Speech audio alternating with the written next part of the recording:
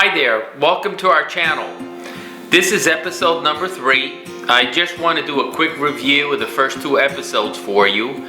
In episode number 1, we told you how we came to acquire the property in Portugal and why we came to acquire it. Episode number 2, we told you about our backgrounds. And in today's episode, I want to talk to you about what our next steps were now that we own the property. So logically, the next step was to meet with an architect slash engineer and to brainstorm some ideas of our vision for the property. And you know, we gave him what we envisioned, and so that he can start putting together some renderings and some architecturals for us to start looking at.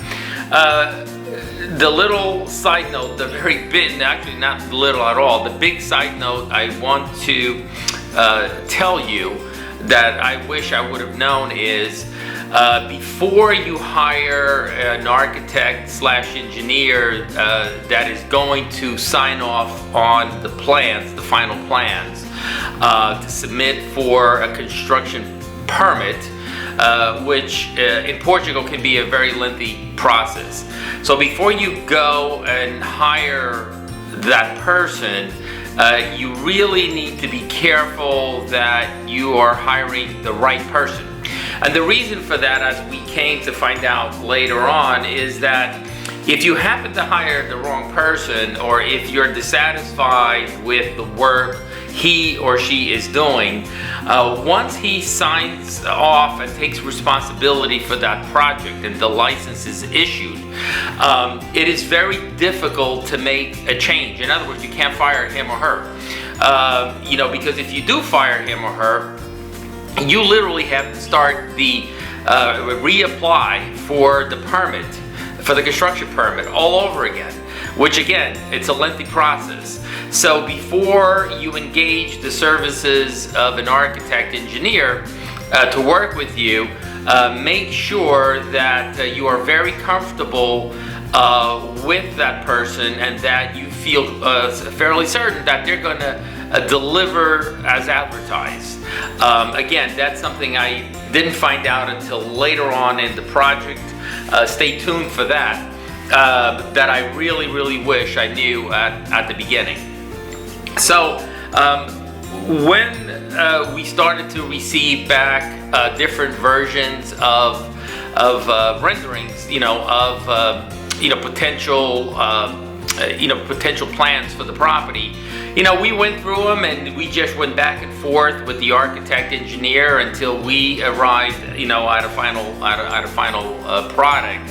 And that process took a bit of time because sometimes we would have meetings and conversations and we thought we were very clear regarding what we liked about version A and what we didn't like about version B, and then we waited for everything to be redone to include the revisions, and what we ended up getting back was things that didn't necessarily incorporate everything that we spoke about. So the process itself became a fairly lengthy process to arrive at a final product.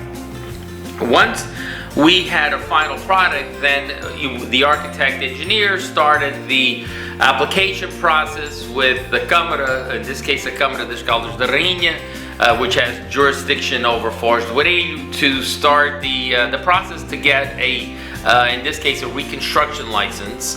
Like I said, and that process is, it is a fairly long process. So this is the roadmap that we took, once we acquired the property and were ready to start the planning process for it, and all the way to licensing. So now everything was submitted, and it just became a waiting game, which at times proved to be frustrating because we were very enthusiastic and we wanted to get things going as soon as possible. So the takeaway here, the big takeaway that can save you lots of frustration and lots of money is be careful who you hire to be your engineer architect. The other thing that we did was we hired that same person to also be a project manager. And I will talk to you more about that, because that needs to be a whole separate conversation that will be part of when we started asking for quotes and bids for bids from contractors. And so I'll group the project management piece along with the bidding process, because it deserves its own episode. So thank you very much for watching. We ask that you subscribe to our channel, and that when you do subscribe, that you hit the notification bell so that you can be notified when we post new content. Thank you very much. Adeus.